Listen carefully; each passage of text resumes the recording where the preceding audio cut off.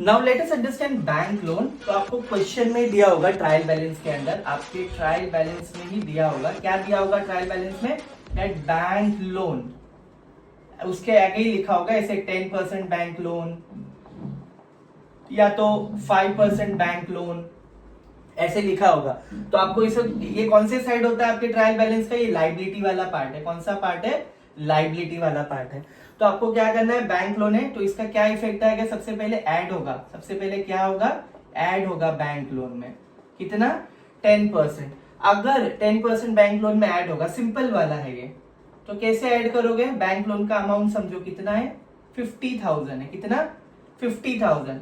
तो 50,000 का 10% कितना होगा, जब जब सिंपल सी बात है, देखो जब 1 से लेके ना 9% हो ना, तो लास्ट के 2 डिजिट कटेंगे, और 10 से लेके 100 है ना परसेंटेज अगर, तो लास्ट का 1 डिजिट कटेगा। तो 10% कितने, कौन से कैटेगरी में आ रहा है, 10% आ रहा है सेकेंड कैटेगरी में, तो कितना जीरो कट होगा, 1। तो 10% कितना मिल गया हमें, 5,000 है ना।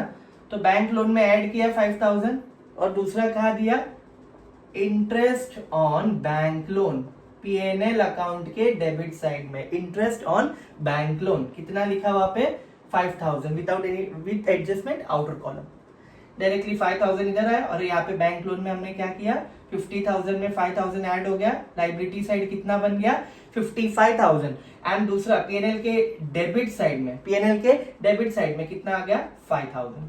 सेकेंड ऐसे भी आ सकता है सेम, 10% बैंक लोन, क्या है, 10% बैंक लोन। बच्चे कहाँ गलती करते, एकदम गौर से देखना, 10% बैंक लोन सेम लिखा है मैंने, और बैंक लोन का अमाउंट कितना है, 50,000, ये भी सेम लिखा है, पर नीचे लिखा होगा बैंक लोन कब लिया है, 1/10/2018।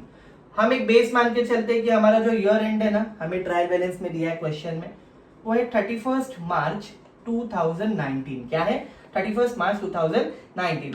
तो हमें पता है बैंक लोन कितने के लिए लिया गया, आप समझ सकते हैं, 1/10/2018 से लेकर 31 मार्च 2019 तक देखिए, अक्टूबर, नवंबर, दिसंबर, जैन, फेब, मार्च, टोटल कितने मंथ के लिए लिया है, 6 मंथ के लिए लिया है। तो बहुत सिंपल है कैलकुलेट करना, हमने 10% निकालना सीखा ही है। तो 50,000 का 10% कितना हो गया, हमने देखा था, अगर 1 to 9% में तो लास्ट में 2 डिजिट कटेंगे, 10% से ऊपर है 100% तक तो लास्ट के 2 डिजिट कटेंगे, है ना, ठीक है, लास्ट का। तो हम ये कट कर देते हैं, कितना अमाउंट आ गया, ये 5,000 आ गया, बराबर।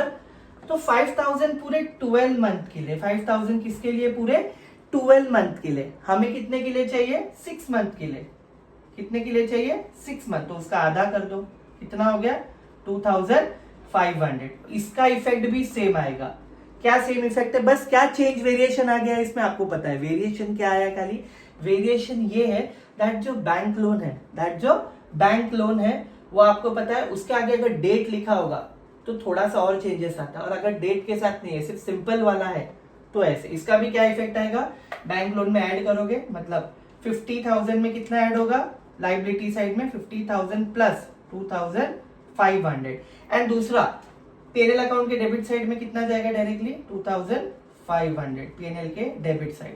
ये किधर जाएगा, बैलेंस शीट लाइबिलिटी साइड। आपके लिए मैं लिख देता हूं तो आपको ज्यादा प्रॉब्लम, एक सिली मिस्टेक शायद मेरे साइड से हो गई, प्लीज मैं वो क्लियर कर दूं। वो ये है कि अगर 1 से लेके 9% है तो लास्ट के कितने डिजिट कट करोगे, कितने डिजिट कट करोगे, 2 डिजिट, बोलने में मिस्टेक हो गई।